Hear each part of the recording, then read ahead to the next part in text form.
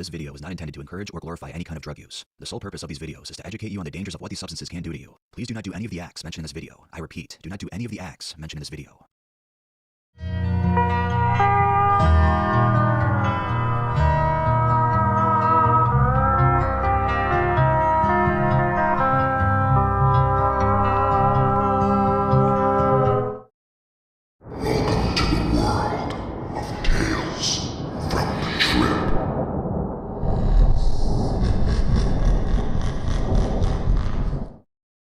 Hello everyone, before the video starts, I just want to say that I did drop some new merch on the Tales from the Trip store, and it's based off of the Stoned Ape theory. I think you guys will like it.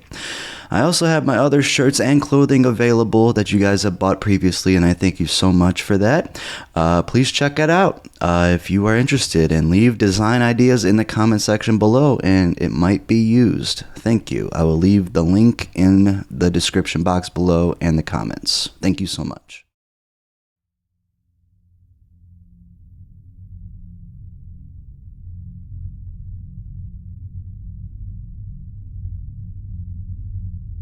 Be aware, what I chose to do was dangerous and should be warned against. Always beware of drugs that you do not know about. So yesterday was a normal day, just like every other one, with a few exceptions. One, I had found a bottle of Thorazine in my mom's drawer and had heard it was a mood elevator, so I took 2 of them to get high, which I was. Then I met up with my friend, and he had the idea of taking mushrooms. It was a beautiful day in the Bay Area, and that sounded like a grand idea. We found the mushrooms as easily as possible, ate them, and headed out to the headlands for an excursion in the sun. My friend decided to take a walk down to the beach, and I stayed in our perch when I noticed the sun was beating down on me. I was squinting almost uncontrollably, and my cheek muscles felt tense. When he came back, I decided I didn't like where we were sitting, and we started to walk away. This is when I noticed that the squinting wasn't stopping. In fact, I wasn't facing the sun, yet my face felt like it was permanently stuck in a squinting smile. At first, I ignored it, and then I told my friend that I felt something was wrong. My jaw was moving uncontrollably and causing me to lose my ability to speak clearly. I developed a lisp. My friend and I were scared shitless because we had no idea who to turn to. We started driving when I started to scare myself into thinking I had done irreversible damage to myself. I tried several times to throw up the mushrooms, and when nothing worked, I decided my best bet was to ride it out. If you are currently suffering through these symptoms, stay calm. I did the research, and the condition is called pseudo-Parkinsonism. That's right, false symptoms of a disease that makes you lose all control of your bodily functions, and that's exactly what happened. It got worse, extremely worse, before it got better. What began as minor jaw clenching and uncontrollable tongue movements became seemingly complete loss of my voice box, and I suddenly was unable to put together a sentence. My jaw was pulling itself open, and the only comforting thing to do was to continue to push my jaw open. I thank God for my friend who stuck with me through this, because I would have broken down without him. I couldn't allow my parents or other friends to see me because they would not have understood my condition. I'm still unsure as to whether some of the conditions were psychologically kickstarted or whether the symptoms just simply came to a halt, but the way that the symptoms ended was peculiar. My friend and I decided it was time to go back to my house and research my condition. Once I set foot inside my home, I was suddenly comfortable, and within moments, I regained all my ability to speak and move my jaw comfortably. I was sore for the next day or so, at times feeling my teeth clenched together, but the feeling of regaining control of my face was an amazing relief. I'll never mix drugs that I am not sure about because something worse could happen.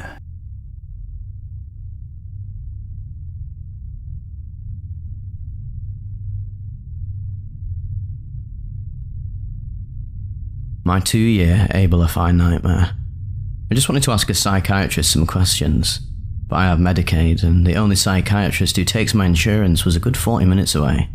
But that's a whole different story. I wanted to ask a psychiatrist about adding supplements to my diet to help with my depression. I had a whole list, including SAMe, St. John's wort, and HTP5. Instead, the psychiatrist talked to me for 10 minutes and then put me on Abilify, 2 milligrams. I thought I'd try it. After all, my Zoloft had worked so well for me in the past. Maybe Abilify would help me get out of my depression slump. And it did. I started writing again, I was more energetic. I felt better. But then things started to get really weird. It started out with me dating, which is not something I've ever had any desire to do. But it soon warped into me getting an account on Adult Friend Finder and hooking up with strangers. That's not like me at all. I'm a demisexual, a person who does not experience sexual attraction unless they form a strong emotional connection with someone, and an introvert. Before the Abilify, I had sex with one person, my first boyfriend at age 22. Before the Abilify, I was voluntarily celibate. After the Abilify, I had sex with 15 to 20 men. I'm not sure on the exact count, I don't quite remember. Most of it was unprotected. I thought this was the new me. I thought this was who I was. So I started webcamming. Soon I was making money. I got an account on a well-known site, set up a Snapchat, and read countless articles on how to be a successful webcam model. I think my mind started to split into two people. One was Emma Honey, the alter ego I created to start webcamming. She would do anything for sex. She scored 16 out of 20 on a sexual addiction test. Not sure how many photos and videos are on the internet and on strangers' phones of Emma Honey's naked body, to be honest.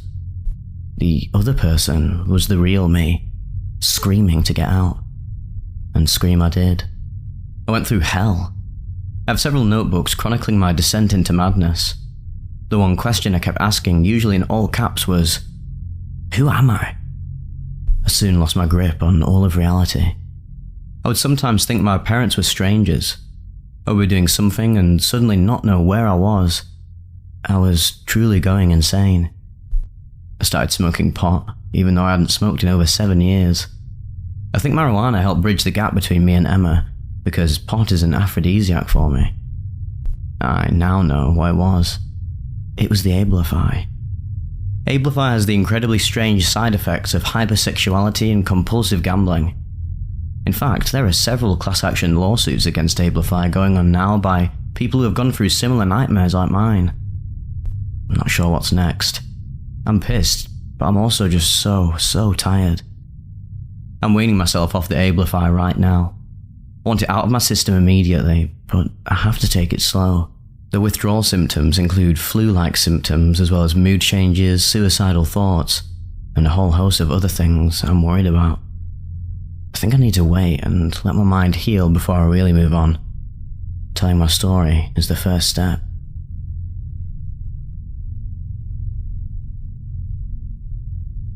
Alright, I will say there is a trigger warning before this story, so if you're not comfortable, I would skip it if I were you. Alright, thank you.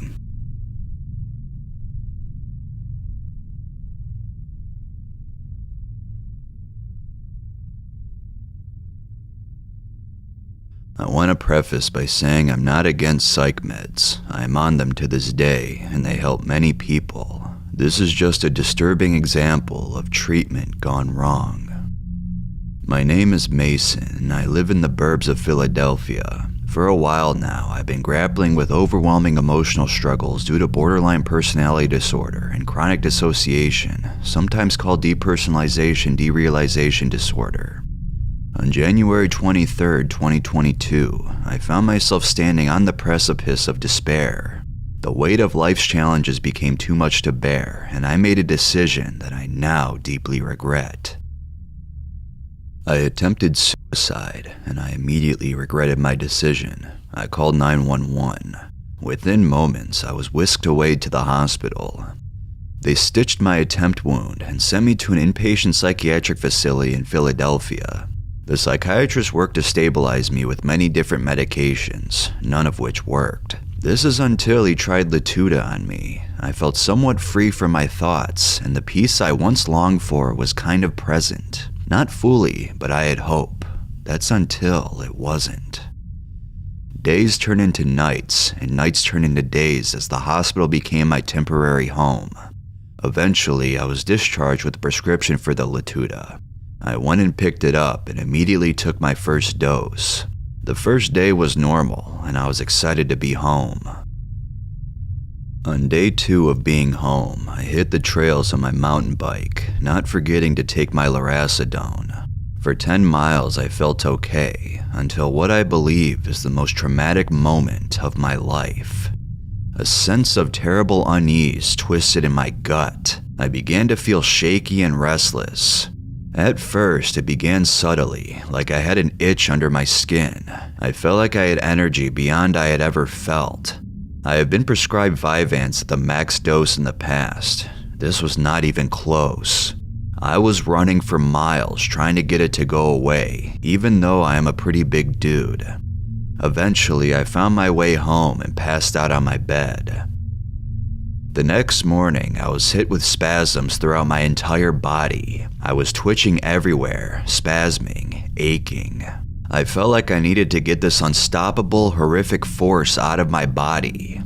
I began hitting and cutting myself, trying to get it out. I screamed, and my mom came running to my bedroom. She looked on in horror at my twitching self, thinking I was seizing after another suicide attempt due to the pills and the razor blades scattered around me. I had dropped them when the symptoms got bad. All I could think of was suicide while my dad drove me to the hospital. I was kicking all over, so hard my dad was worried I'd set off airbags. When I got to the hospital, they rushed me in. They administered 1 milligram of lorazepam, Ativan. That did nothing. 6 milligrams later though, and I was out.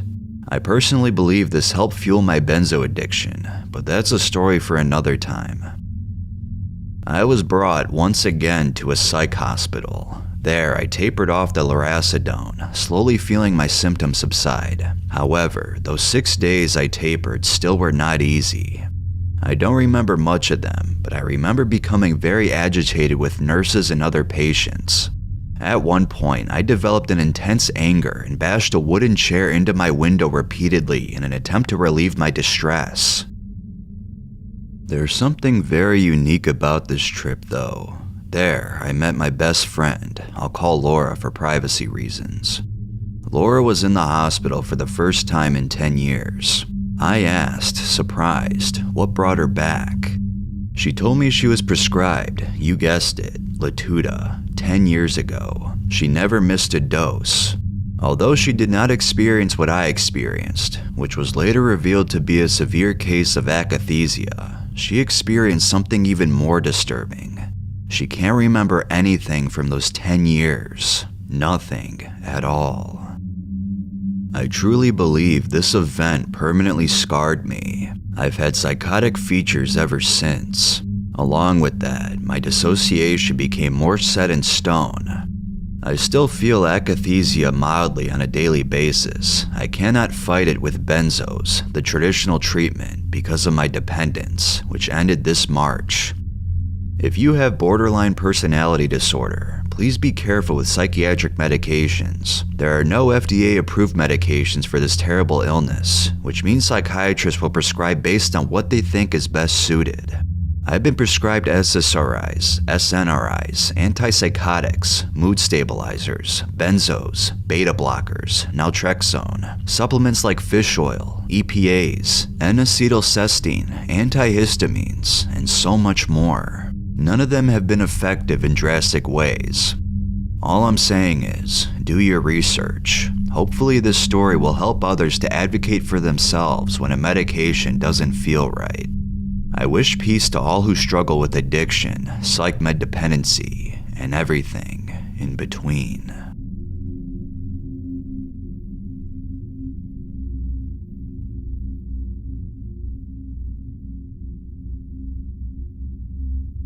My past experience with drugs has been moderate.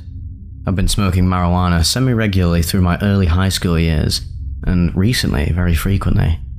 I've taken MDMA and LSD a few times without any bad experiences, and have always participated in consuming mind-altering substances with a happy mindset and setting.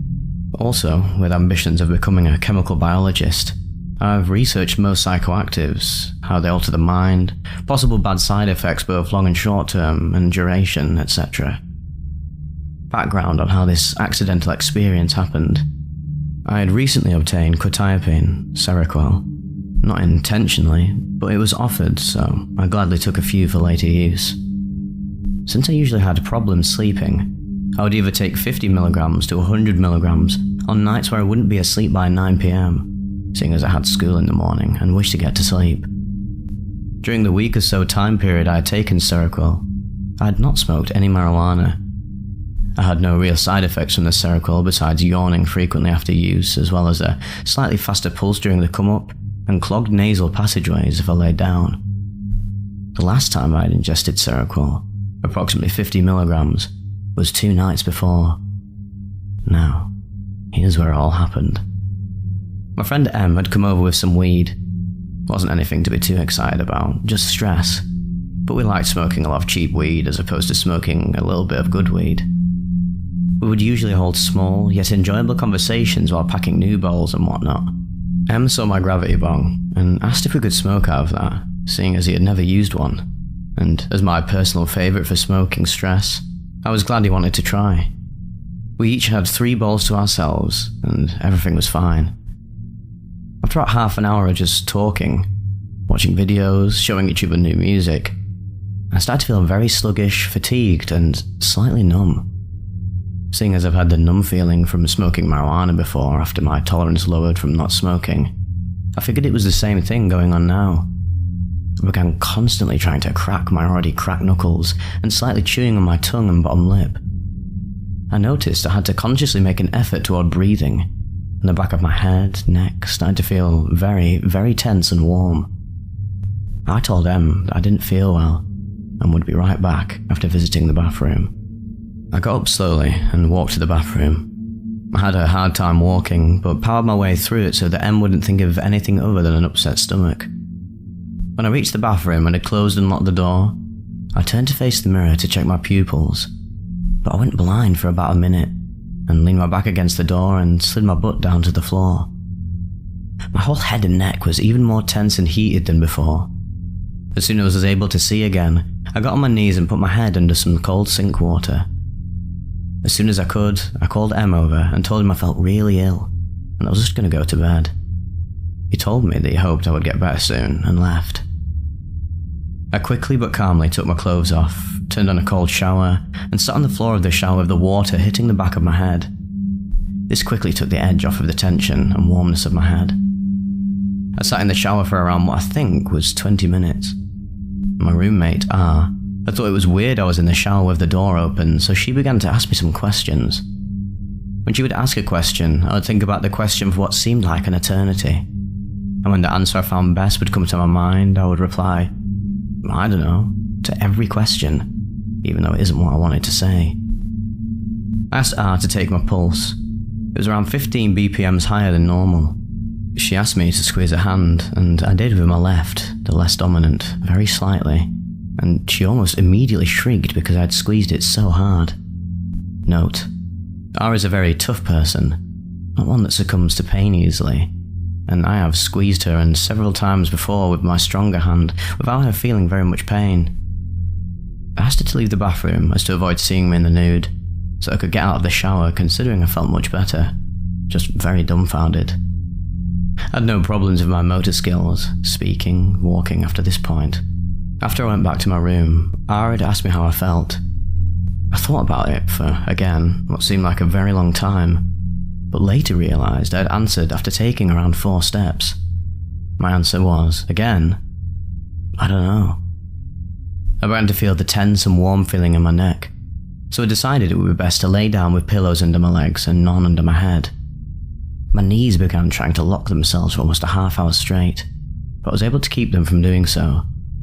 I would constantly come in to check on me. Each time I'd look in her eyes and the sentence, "Your eyes is frogs," would repeat itself very fast in my head. I kept myself from saying it out loud though. I began to start laughing a lot from the way my knees kept trying to lock. It would make my whole leg and legs jiggle. My legs felt as though I had a lot of fat on them, even though I have almost no visual signs of excessive fat anywhere on my body, especially my legs. Soon, everything in the room was breathing, as though I was under the effects of LSD. So, I decided to close my eyes. The song Like Yeah by Tech 9 started playing in my head very loud, and I could see many blue and red lines that wouldn't move much, but would change shape almost instantly to form new patterns every minute or so. I began playing with my lip rings of my tongue, and I imagined seeing this from the inside of my mouth. I kept thinking that I was breathing through the small holes in my lips, and that my rings had fallen out, which they had not. Every so often, it felt as though the metal rings were cutting my tongue, and I quickly would either push my tongue out of my mouth or retract it. I decided to open my eyes again, and whatever thought popped into my head would turn into me imagining it, and it taking over my vision. The song Like Yeah was still playing very loud in my head, and my knees kept trying to buckle. I started trying to crack my knuckles again until the brunt of whatever was happening wore off. R came in one more time on the phone with a close friend N describing what was happening. N's voice sounded very manly, and usually it was very high-pitched. This might have just been because of the phone. I don't remember what they were talking about, but R told me I was replying to things N was saying. After around another 20 minutes of all these things happening, I almost felt normal. I had to consciously make an effort towards breathing again though, and I had become very tired. I forced myself to stay awake until I could breathe without having to think about it. I decided to play a racing game and put some tater tots in the oven. I remember eating the tater tots, but nothing else. R had later told me I'd ingested around 12 peanut butter crackers, as well as a lot of craisins, dried cranberries like raisins, 2 fun-sized bags of Funyuns, and a few glasses of cold water. I'd say Em and I smoked the first bowl of marijuana around 4:45 PM or 5 PM. Just before I fell asleep, I remember looking at my alarm clock and reading 8. So the whole ordeal lasted around 3-ish hours. I was unaware that marijuana could metabolize other substances in the body in such a way. So at first, I figured the weed was laced, but remembered the weed looked normal, smelled normal, and the smoke tasted normal, so I ruled it being laced out of the question entirely. I began searching through the quetiapine Seroquel experience vaults here on earwid.org to see if anything similar to this had happened to anyone else. Someone else had an experience with almost the exact same effects. Tense, warm neck, distorted blind vision for a moment, when smoking marijuana and having quetiapine in their system. 2 days after the initial bad experience happened, I smoked a small amount of marijuana to see if anything similar would happen, and whether to know if I should avoid marijuana for a bit longer. Around 20 minutes after smoking the marijuana, I felt my heart rate go up. Breathing didn't come naturally, and the back of my head and neck was somewhat tense and warm again. It must be said that I in no way wish to encourage or discourage anyone from taking drugs. I just wish to share with other people of my unpleasant experience, as well as warn them of any difficult experiences, side effects, and hopefully keep them from freaking out or going unnecessarily to the hospital. I do, though, encourage researching drugs before indulging in them. If I had known of this possibility beforehand, I would have never taken the quetiapine.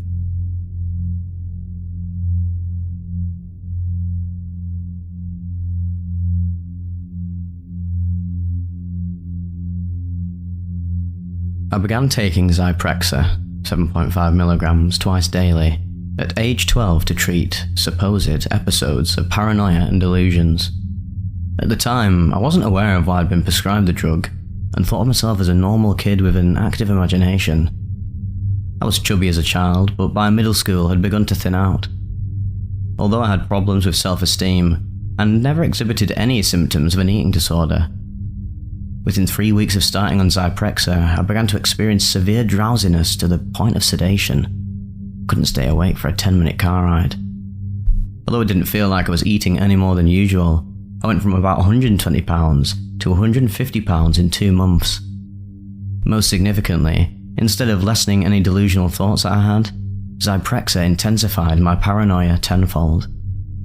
The weight gain made me feel horrible about myself, and I had fears that my parents would abandon me because I was fat. 90% of people prescribed Zyprexa experience weight gain, at least in my case.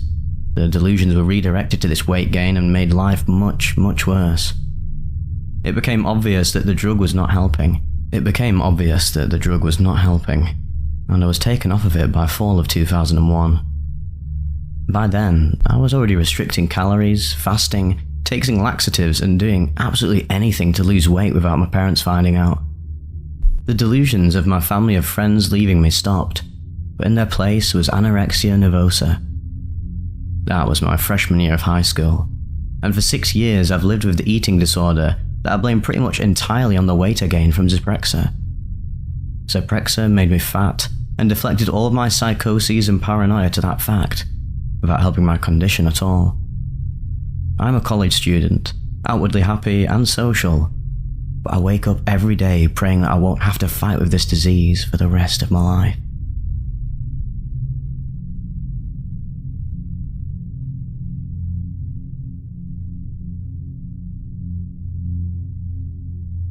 So I relapsed 2.5 years ago while on in Vega. I had at the current time a job, friends, and enjoyed life. I was admitted into hospital and was given haloperidol straight away. I thought, okay, it's probably for the best to stay in the ward. My emotions started to blunt and my eyes were strange. I was unable to focus on anything and had blurry vision. The ward mates were constantly saying how messed up I looked from the meds. My anxiety started to skyrocket and was having panic and anxiety attacks while there, and the psychiatrist did nothing but add quetiapine and Depakote. From Depakote, I started to get mouth ulcers, and I lost my morning erections and my memory and ability to read surroundings were severely impacted due to the state of delirium. Quetiapine was also horrible. It knocked me out the first time they gave me 200 milligrams of it in one go, without any titration. I developed restless legs, had constant dizziness that I thought I was going to pass out. They also gave me massive doses of Artane. It did not help my side effects and made my delirium and blurry vision worse with some severe dry mouth. I was severely agitated due to being over-medicated, and considering I was in a light unit, I was medicated harder than in a heavy ward unit. My psychiatrist was gaslighting me and promised to not stop my medication and said my Invega just stopped working without giving any proper explanation. I was sleeping 20 hours a day. Even nurses were becoming suspicious, but they thought I was smuggling alcohol into the hospital. Even my food bags were constantly checked. After my psychosis ended, I quickly stopped quetiapine with my personal mental health nurse's blessing because I was unable to work. I was getting too sedated, and I tried chugging pure caffeine, and it did literally nothing, but the nurse said not to stop the haloperidol. Eventually, COVID restrictions came, and we had to close the cafe bar where I worked for the pandemic. I eventually stopped Artane and Depakote. Things seemed to get worse emotionally at first, but then I stabilized. I restarted my beloved Lexapro, and it did not help me, only made it barely bearable. My psychiatrist recommended me to try Cymbalta and after Trintellix, but they seemed to do so much. With haloperidol sedation, it felt like emotional and physical torture. I quit my job and started a new one at a quiet burger place. Sadly, I was able to work for 1 month only due to severe sedation and hand tremors. I thought at first that haloperidol isn't that bad, and I asked the psychiatrist to increase the dose. Hopefully it would make me less anxious and not symptomatic. Things just went downhill from there, and I was so sedated that I couldn't walk to a corner shop from the house. Music felt bland. Coffee had no effect on me. I was constantly worrying about everything. I developed psychomotor agitation, and haloperidol barely did anything to my symptoms. Haloperidol is advertised as a really gold standard medication for psychosis and agitation, but it was making me worse in every emotional aspect. I only had like 5% of my emotions.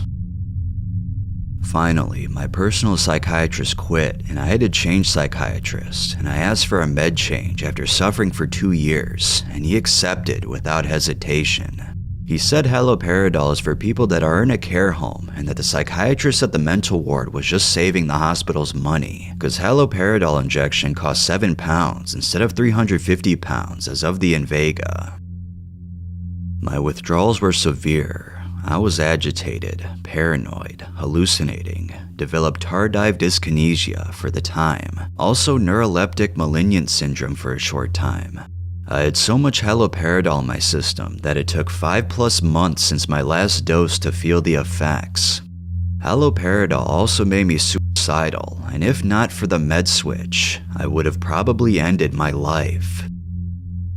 I'm from Eastern Europe, and the people who told me that haloperidol was used to torture political dissidents at the time is true. Haloperidol is a torture. Folks, I recommend staying away from this drug. It was agonizing while I was on it.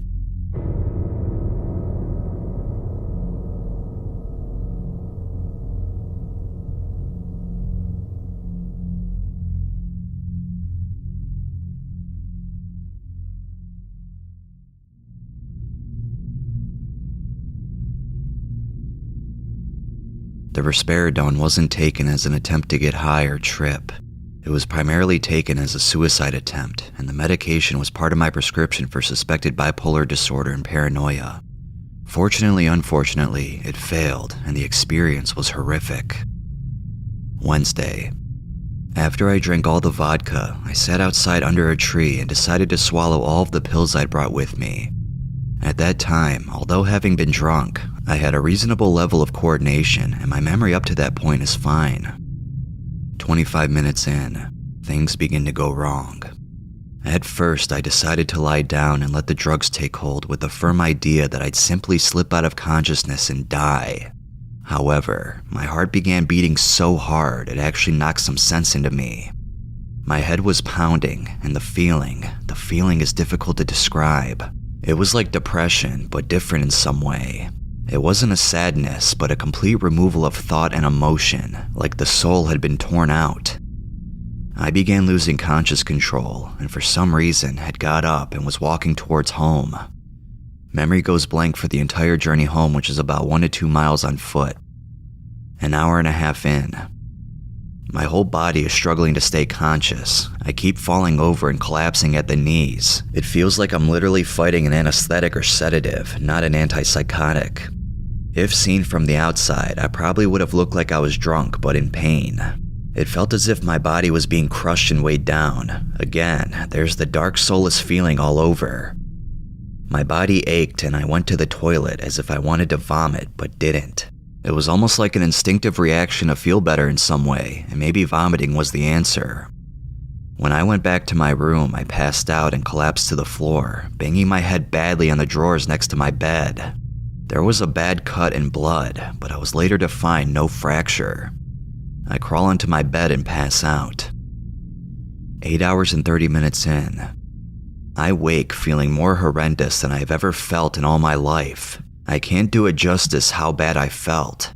What was an empty feeling before now became an intense and very real depression, dark, evil, and compressed. The room seemed bright, yet dark. My body ached. There was a lot of confusion. Voices phased in and out as I heard my housemate in the next room packing to go home. I was trying to get up to go for help, but couldn't move. My heart rate and blood pressure were so high it seemed to paralyze me. The hammering in my throat, lungs, heart, and head was unbearable. My throat was so dry it felt as if I was going to suffocate, but I couldn't move to get the water from my side.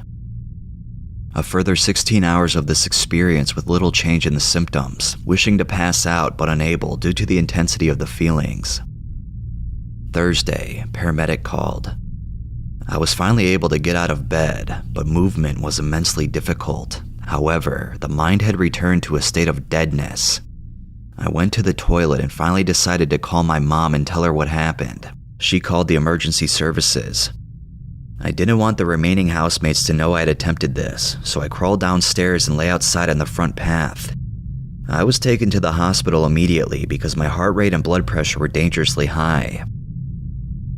In the hospital, a strange symptom began to occur. An all-over body spasm that completely locked me up into a horribly contorted shape on the hospital trolley. The doctor seemed to take an age before treating it, as I was obviously in intense pain and was crying heavily. Those cries were without tears, as I was still dry. My back feels as if it's about to snap, and my arms are screwed up, and I was completely unable to move. I probably look like someone with a serious brain disorder. Eventually I am given a sedative, which doesn't work. They then give me another 2 shots, and after about 10 minutes I begin to relax. The aftermath. It put me through hell and back. I would never, ever wish this on my worst enemy. The experience has left a significant emotional scar and also a physical shock feeling in the nerves through my back and shoulders. The soulless, dark feeling was horrendous. It was the closest thing to real death I have ever experienced, a lack of life. I feel bad just typing this.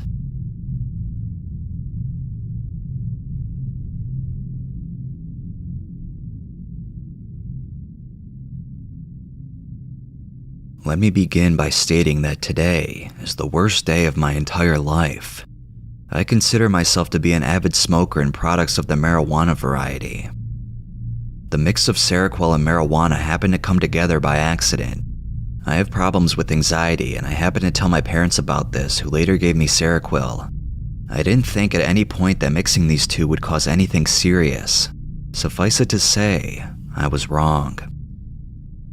I took the Seroquel around 2 p.m. and began to feel exhausted. By 6 p.m. I was asleep. By chance, my roommate and I happened to be both awake at 4:15 a.m., so of course we decided to partake in the festivities of 420.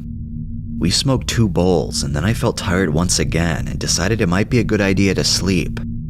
I went to my room and had the funniest sensation that I couldn't understand. I had no idea what was going on with anything. It's not that I had no idea where I was or who I was, it's that I was completely unaware of any of it. I sat in front of this very computer and had a bitter taste in my mouth come on rather suddenly and an onset of confusion. The next thing I knew, I was on the floor having a seizure. I managed to cut my face, minimally, thank God, and cause minor trauma to my back. I can only remember little bits of the seizure, and my roommate had said it lasted well over 5 minutes. To sum up the medical side of things, my blood work revealed I have a great nutrition. I also have no family history of seizures. I reiterate, this has been single-handedly the worst day of my life, and I have no intention of repeating it. According to the doctor, I should wait a minimum of 3 weeks before I smoke anything, and I may have a seizure again at any time without warning until the Seroquel is completely out of my system. Given this information, I can't see how anybody would want to mix these two.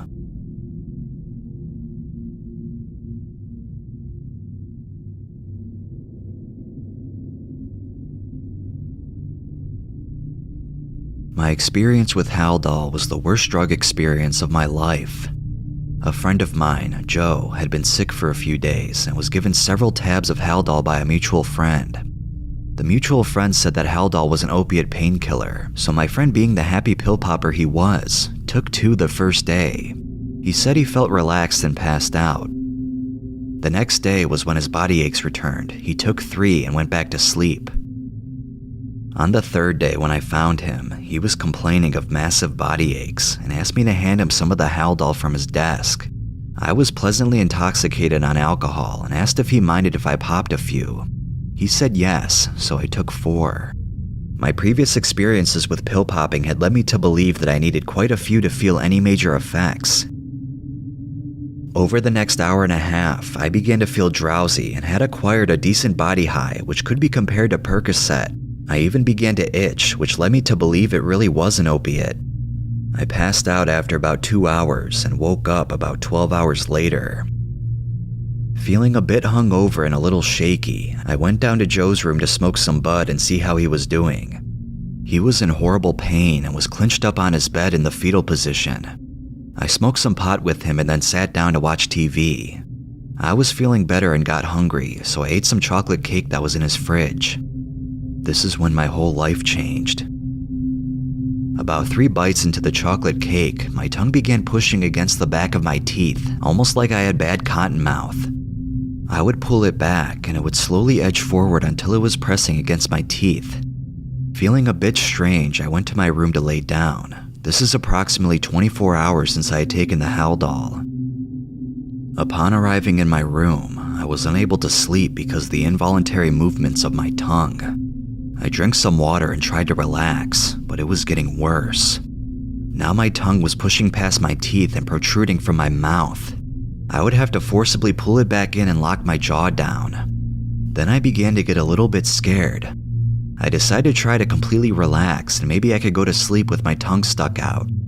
My tongue continued to push out until it stretched to the point it was painful.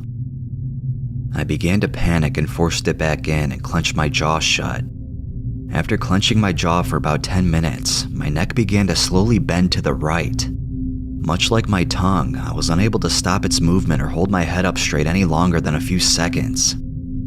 Now I'm in my room by myself. My tongue is stuck all the way out, my head is crushed into my shoulder, and I am crying because it feels like I'm about to break my own neck from the force of the muscles clenching. This lasted for 4 hours. I had the most horrifying thoughts going through my head, thoughts of being stuck like this forever, and paranoia of my roommate coming home with his girlfriend and having to explain. Finally, I fell asleep. Upon awaking the next morning, I felt fine. I jumped up and probably did a little jig around the room. The happiest moment of my life was to be convulsion-free. 8 hours later, 48 hours from the initial dose, it came back, just as bad as before. I lost it. For the first time in my life, I wanted to die. I sent my buddy to the store for liquor and sleeping pills. I was either going to go to sleep or I was going to die trying.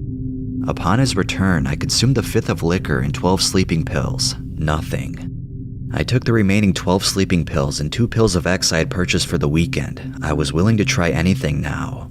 An hour later, I finally drifted off to sleep. I've spent the last 4 months of my life scared that they will come back. Joe's experience was 10 times worse. He had been on Haldol for 3 days and his whole body locked up for 2 days. Looking at the Haldol website says, will cause Parkinson's-like symptoms. That was no lie. Haldol is evil and is not meant to be abused. Please, do not try it.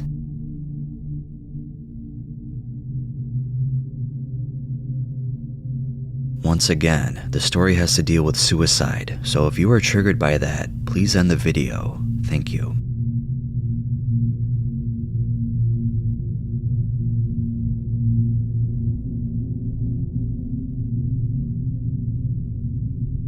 Olanzapine has no ascertainable benefits in terms of recreation.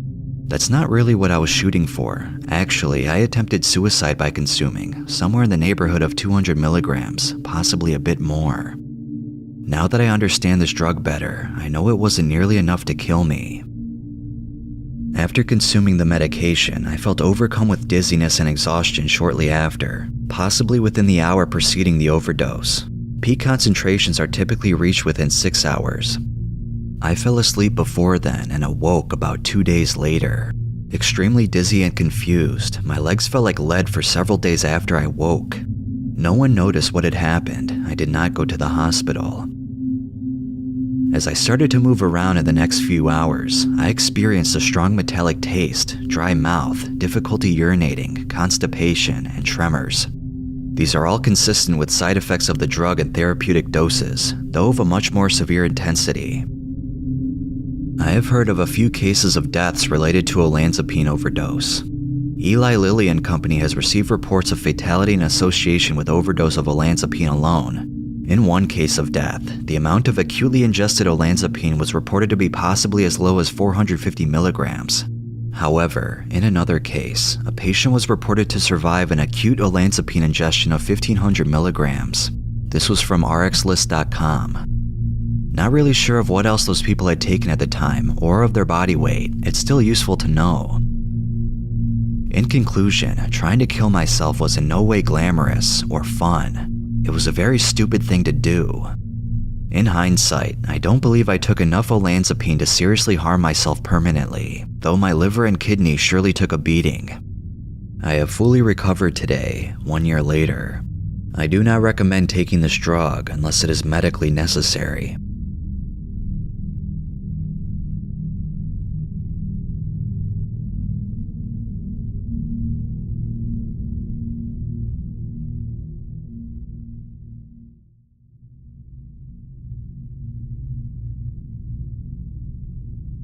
I was prescribed Seroquel for possible bipolar and was also prescribed Prozac for my depression. I was displeased with what I was given since I strongly believe I have ADD type 6 ring of fire. So I took 100 milligrams of Seroquel at night and it made me extremely tired and I screamed if anyone got in my way of the bed. I was supposed to take 100 milligrams every night for possible bipolar. As far as recreational use of drugs come, I'm fairly experienced, I would say. I have tried alcohol about 10 times, cannabis about 30 times, codeine twice, poppy seed tea twice, methylphenidate 12 to 24 times, DXM once, benzos 10 to 15 times, and several other weaker pharmaceuticals.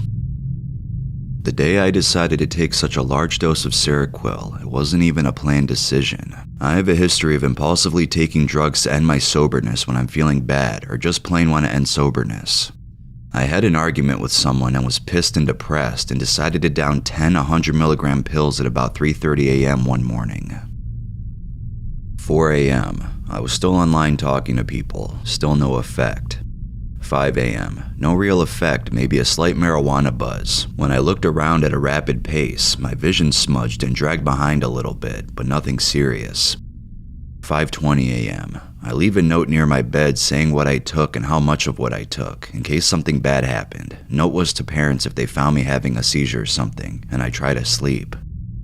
5:21 a.m. Every couple of seconds, I have a very alarming experience. I have my eyes closed and I'm trying to sleep, but I see myself awake somewhere else and I go to do something. Then my arm moves, moving my actual arm, forcing me to wake up.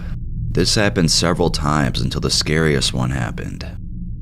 5:25 a.m. I see myself in my kitchen, standing on a bowl, balancing. Then I lose my balance and fall on the table, and I jerk myself awake, scared shitless almost. 5:30 a.m. I decide I can't take it anymore, and I wake up my parents. They are asking me shit like, why would you do that? And what's wrong with you? And all I would do is scream because I felt totally disconnected and on the edge of passing out. My mom called poison control for advice, and we were told to go to the hospital. 6 a.m. We arrive at the hospital. While in the car, I kept passing out, and my mom kept shaking me awake. My heart was also pounding really fast. I am put into a hospital bed and hooked up to an IV and vital signs machine. I remember little for the next 12 hours. Apparently my blood pressure went to a disturbingly low 63/30 and stayed there for several hours, and a doctor asked me if it was a suicide attempt, and I just casually answered that it was a recreational attempt, but I have no recollection of this. Also, nurses kept trying to pry my eyes open for me to look at them, but it was so damn hard to keep them open, and overall the nurses irritated me. I didn't lose it though. Everyone is lucky I didn't lose it. 1 p.m. I am transferred to a different hospital where I am to stay the night. I remember the whole ride and all, but I went to sleep again as I got to my hospital room. The rest of the time at the hospital was long and shitty. The vital signs machine alarm would go off whenever my pulse went below 50, causing me to wake up and get no sleep since my natural resting pulse is between 45 and 65. I was in the hospital for 30 hours, and now my relationship with my parents is lower than it already was, which I didn't think was possible. In conclusion, I was dysphoric at 100 milligrams, let alone 1,000 milligrams, and I don't think there's a recreational use for this drug.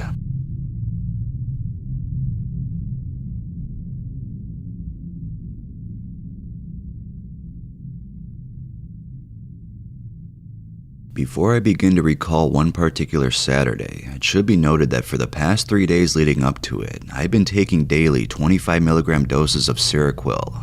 I'd been severely depressed for 3 weeks and was finding a vice in this medication, given to me by my friend who has prescribed it. Not only had it been providing me with some of the most restful, peaceful sleep I had ever gotten, but it had been nullifying my recently chaotic emotions, leaving me neither exceptionally happy nor especially sad.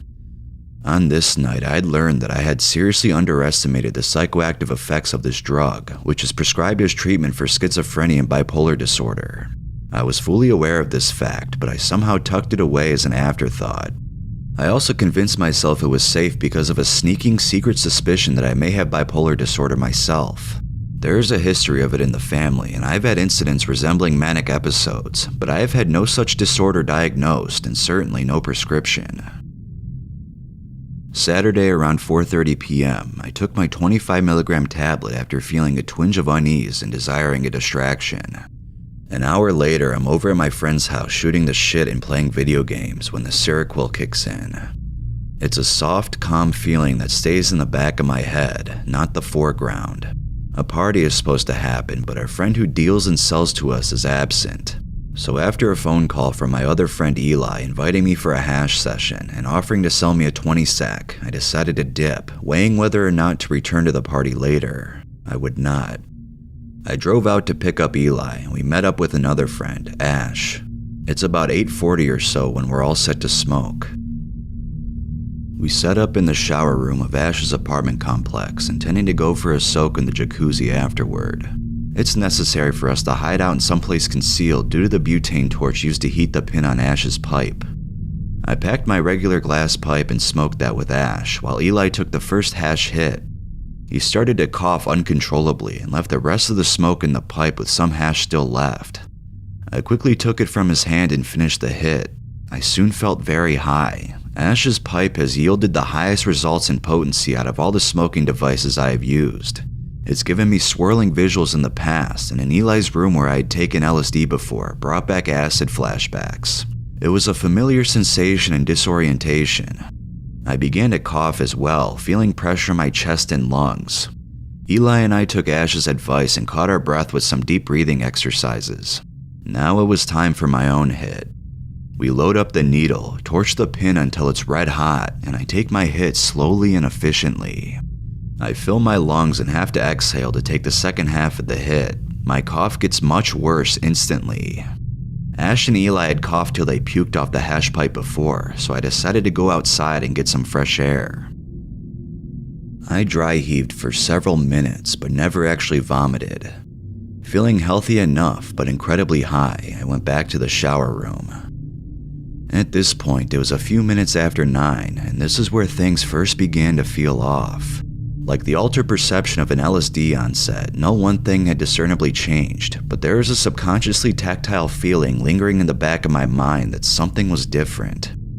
The shower room had become stuffy with our breath and smoke, and I felt more nauseous being in the room. I told Ash and Eli that I'm going to the jacuzzi to have a cigarette and exited the shower room again. You know that feeling of having a song stuck in your head?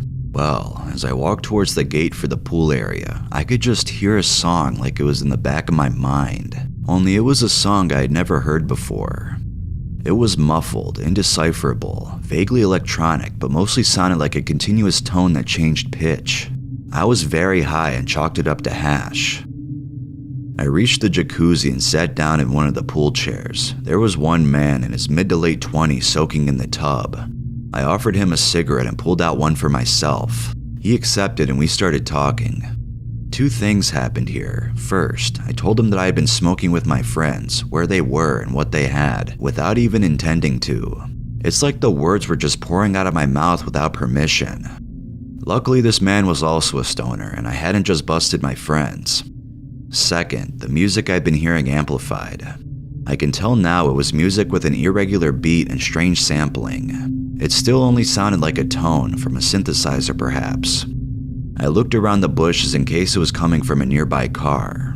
Unable to find the source of the music, I took off my shirt and moved to sit in the jacuzzi.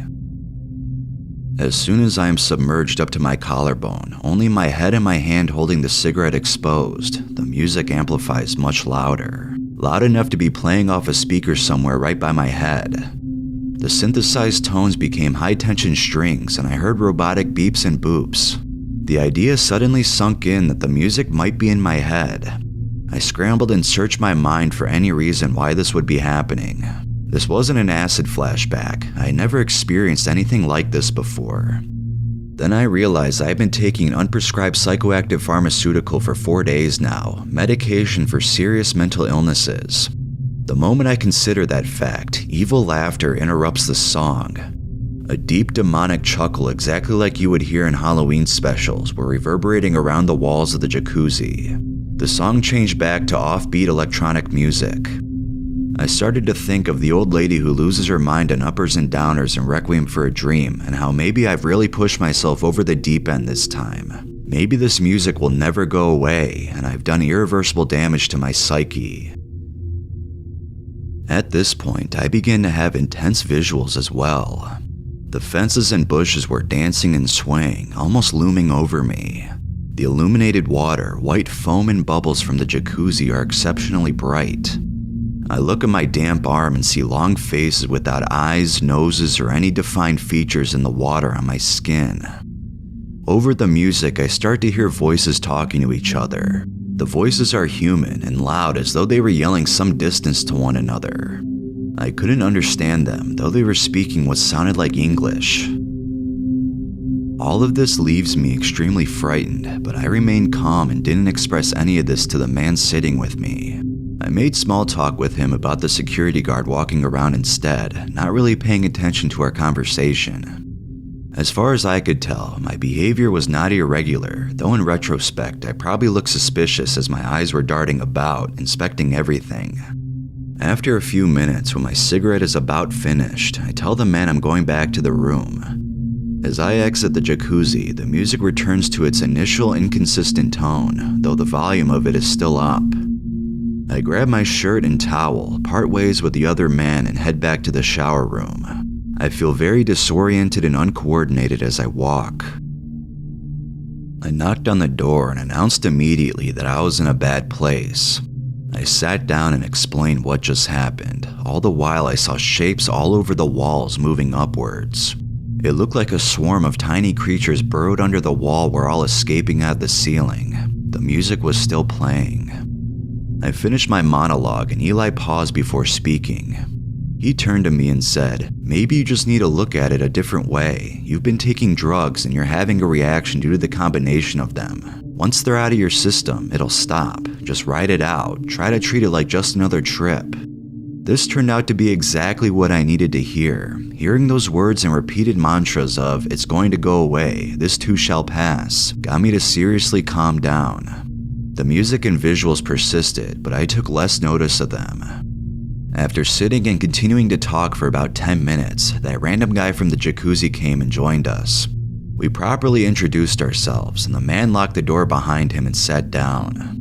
Ash sparked up the fresh blunt he just rolled, and feeling calmer now, I decided I would smoke it. The music and visuals subsided and were replaced with a sleepy, familiar indica high. It was about 11 o'clock when we moved from there to my car, and while I would have refused to drive earlier, I was good and buzzed now and felt confident in my driving capabilities. The only remaining feeling unique to the Seroquel was the ultra-perception sensation I'd felt right before the music started. This was not something that was impairing my cognitive or motor abilities, so I felt safe to drive. We cruised over to AM/PM to buy energy drinks and snacks. The outgoing and 420 friendly cashier came out while we were smoking cigarettes by the car and told us to sneak around back. This turned into a very unexpected hash session in the back bathroom of AM/PM while the employee was cleaning up.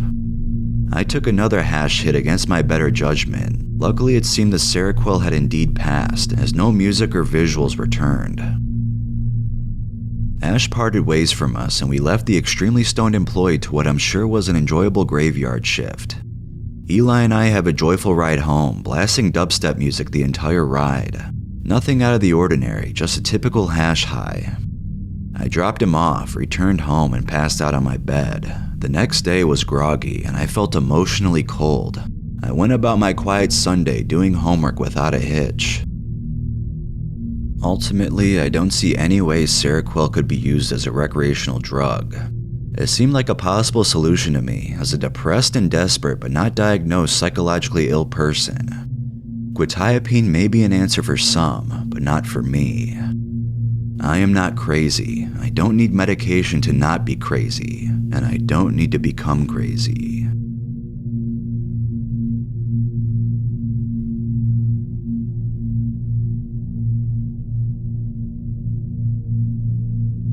I was prescribed this drug by a psychiatrist to help me sleep. I had been up for 3 days and was sleeping an average of 12 hours a week. Being bipolar can be messed up, I guess. So I get the drug from the pharmacy, and I'm actually pretty excited at the prospect of getting some sleep. I look the drug up on the internet, and while I don't see anything too positive written about it, I see nothing negative enough to deter me from taking it. Worst case scenario, I figured I might spend the night throwing up. It wouldn't be the first time a pill with a nausea warning has made me throw up. I was so fucking wrong. I had one of the worst nights of my life because of this pill. I took 1 pill as prescribed. I sat on the couch with my partner, and about an hour later, I felt very dizzy, like I had been drinking. I tried playing some video games, but honestly couldn't even focus, and at about an hour and 20 minutes after having taken the pill, I decided to go to bed. This is when things got really bad. At first, it started with my feet feeling warm. My feet felt hot and uncomfortable. I felt really restless, which was frustrating because I also felt really groggy and just wanted to sleep. For some reason, my nose became really stuffy, and I remember having to breathe through my mouth. Then I started panicking. I started literally having a heavy panic attack, which has never happened to me.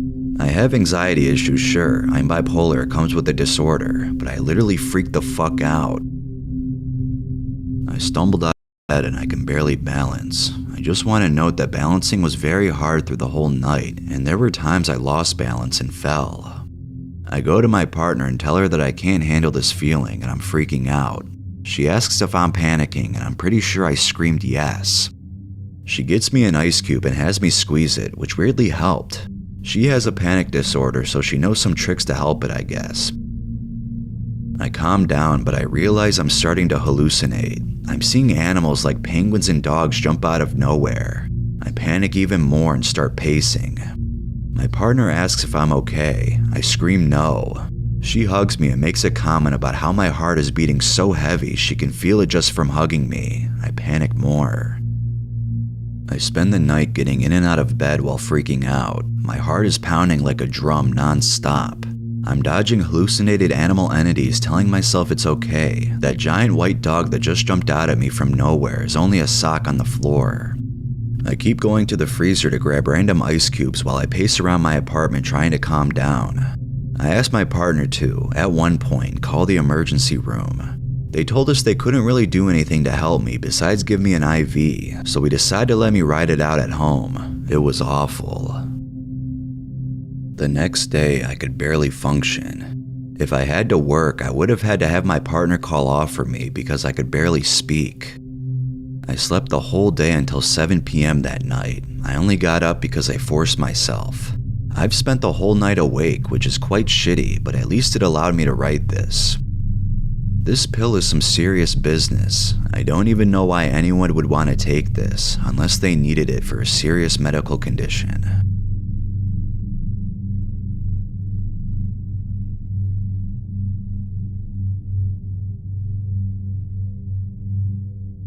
Now, I want to start by saying I am a former addict and have been addicted to drugs for over a year now. I've used and abused drugs such as 2CB and LSD, etc., and had some scary experiences on them and somewhat pleasant. Still a benzo addict, I can assure you that aside from my Xanax withdrawals, nothing came close to my Seroquel experience. Around this time, I was heavily using Xanax and found myself running out of it so many times. I was going to my solo rehab meeting and had been talking to my key worker about being prescribed a benzo drug. There goes my drug addict ways. However, she told me she can't do that but can prescribe me something else that may help, Seroquel. Being the addict that I am, I gladly accepted and rushed home to read up on the pills before taking them, as she and a doctor who was there didn't quite explain to me the full effects from it, just saying it could help with anxiety. After searching up on Google, I found out that the pills were antipsychotics. Not going to lie, I suffer from psychosis, but still felt a way about taking a drug such as this. I also saw effects of it causing sedation. After seeing these, I began taking it. At first, it seemed alright. It wasn't really taking away my anxiety or anything, but I felt fairly sedated, and I love being sedated, so I continued taking the pills. I ended up running out of the pills and having a seizure from the last dose I took before going to college. My brother, who was there at the time, along with my college friends, called the ambulance. I ended up surviving and not remembering a thing and was taken to the hospital where they examined me and discharged me and my brother who was with me. It was only a day or two after that I went into withdrawals. It started off by making me feel weird. I started getting brain zaps and generally feeling my brain was being slapped around in my head. I was so scared at this point, and yet things started getting worse. I began feeling that my body was not of my own and had to keep checking in the mirror that I was myself as I did not feel like me. Days passed and it kept getting worse. When I would sit down, I'd feel my legs were disconnected from my upper parts and seemed like I could move my upper chest out of place from my legs. I remember my headspace being totally hectic, and walking, talking, and doing my regular routines were altered. It was like I was high or something, but I wasn't, and I don't mean in a good way. Every time I'd get up from my couch to go talk to my mom, my house felt like it wasn't my own, nor did my family feel like they were my family. I felt so weird and scared, I can't explain it.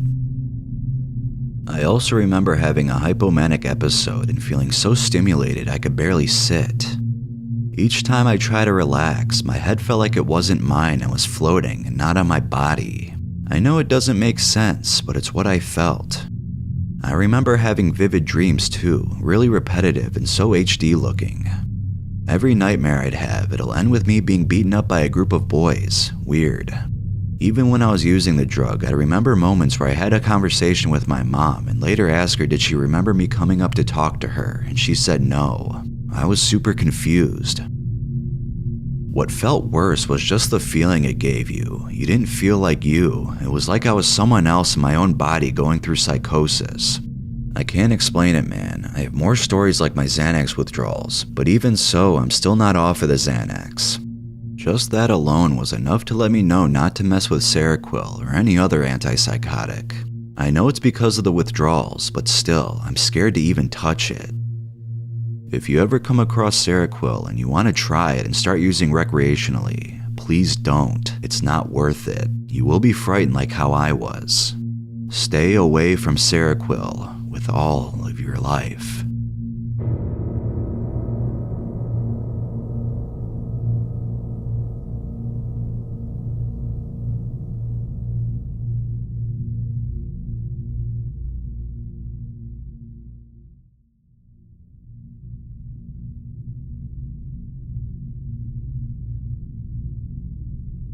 I am 23 years old. Last year I was having some mental health problems.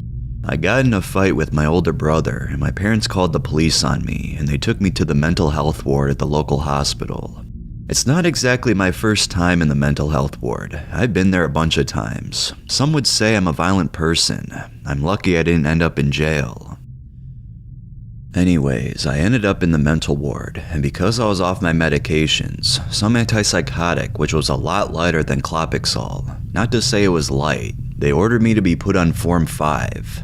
Form 5 means you lose the right to self-determination regarding your mental health, because you apparently can't handle that responsibility, because you don't want to take a medication that ruins your ability to get an erection or get high when you smoke weed. More on that later. Anyways, me being me, I was kind of freaking out in the mental ward. I tried to appeal the doctor's decision and get out, but my appeal got rejected and I was stuck. I was not looking forward to what was about to happen. That didn't work and I was still stuck in the mental ward, in isolation now. I must have pissed someone off though, because they decided to put me on Clopixol after that. Background on Clopixol. It's pretty much the strongest antipsychotic out there. I live in Canada, where it is not illegal. I got transferred out of that mental ward and into a dedicated mental hospital after that, as I was coming to grips with the fact that I would be strapped to a bed by security guards and injected in my ass with this antipsychotic substance called Clopixol, 200 to 400 milligrams every 1 or 2 weeks. It happened every week to my next door roommate while I was on the intensive care unit. He was an Irish guy who made up his mind that he would rather scream and fight like an animal before getting his injections. There wasn't much of a choice. I had a revelation. I could still get a head rush from a cigarette, right? I made up my mind right there. I was going to get through this by smoking cigarettes. That week I called my dad and he dropped off a carton of cigarettes for my stay in the hospital. I had a couple months to go. I've smoked before and I enjoyed it quite a bit. Vaping in particular was my thing. The head rush was kind of awesome, and cigarettes were an even more powerful experience than vaping. Considering they didn't allow vapes on the ward, I was happy to smoke cigarettes. It's not like I was a big health buff by that point. I was pretty much living just to smoke a cigarette. Also, on top of Clopixol injections, I was given a pretty high oral dose of lithium for depression and Seroquel, which is another antipsychotic, cause why not? Soon after my first injection, I got smoking privileges. I smoked my first cigarette, and boy, was that a breath of fresh air. Strangely though, I only experienced a head rush for my first cigarette of the day. It's like everyone after that was a dud. I didn't feel a thing. Something was up.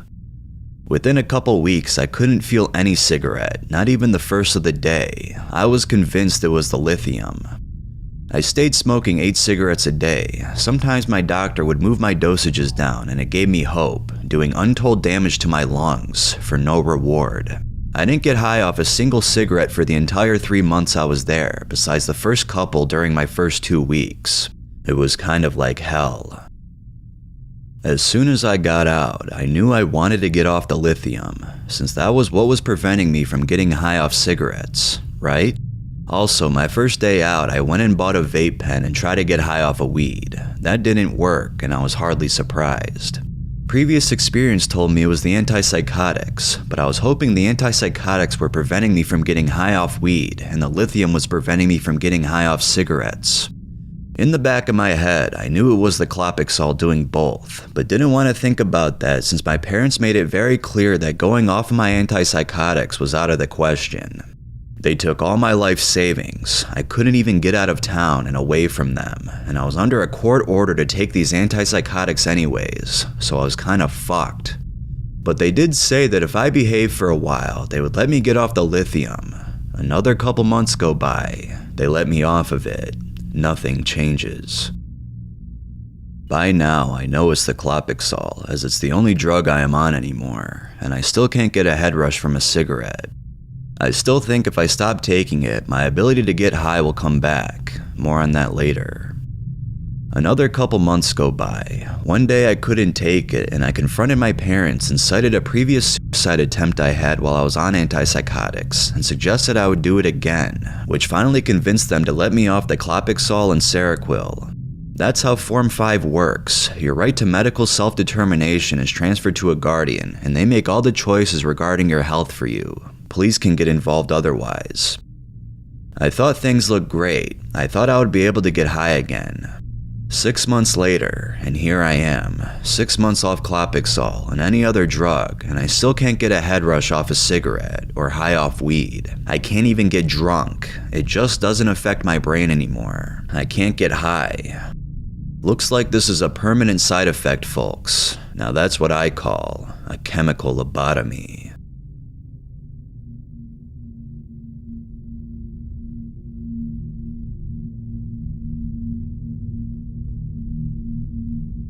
At age 20, I was happy, had thick blonde hair, and was good looking. I was put on Clopixol, which sent me into existential hell, agitation every night, and no prior history of aggression until being prescribed this medication. I had to ask to be restrained for several hours every night on a psychiatric ward. I was not psychotic before being prescribed this medication, and the past 5 years of my 20s have been worrying about getting agitated. I'd have to blast music in my ears for hours to make it go away, sweating and in agony. Now, after having been off it since 2019, I don't get agitated, but the medication has completely changed me. I still live in existential fear, and my face has been destroyed. My hair has been receded and thinned out. Life is not really worth living anymore, and I spend most of my days reminiscing about the person I used to be. When I show people photos of my younger self, they are surprised. I will never be the person I was meant to be. I will never have attention from girls again, or be able to have a family or relationship. I am not being vain, but I look like a meth addict. The sheer stress of being injected with Clopixol, going through the withdrawal, and the crazy side effects which led me to come off of it in the first place. I've dieted for 7 months straight and lost 40 kilograms, but it hasn't made me happy. I don't expect to be the person I was, but I was happy with my appearance to be able to have confidence. I still can't live my life without the fear of agitation coming back from the Clopixol. Imagine feeling an uncontrollable discomfort, having to bury your head in a pillow for hours, which was induced by this drug. I had agoraphobia for 8 years of my teenage life, and then as soon as I developed confidence, I was hospitalized and never got to experience relationships or real life. Psychiatrists are not people in my eyes.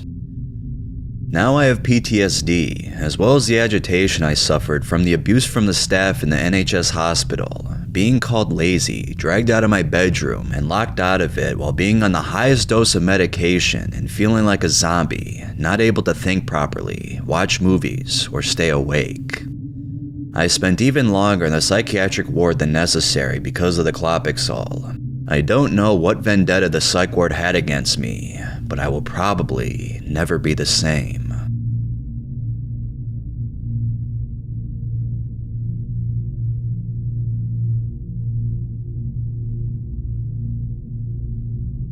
I was on intramuscular Clopixol injections for about 14 months.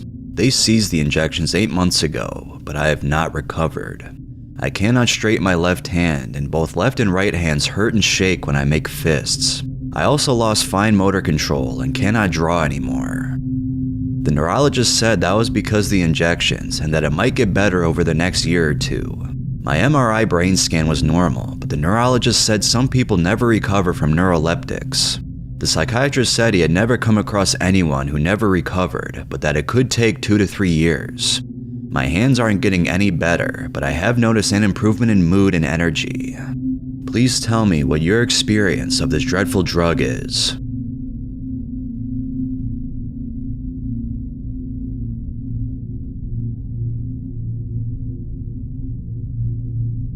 I was forcibly injected with Clopixol while in the psychiatric ward against my will. Instantly, it completely and permanently took away my ability to have an orgasm. I never recovered from this, and 7 years later, I still cannot orgasm despite being able to easily my entire life before being forced this injection.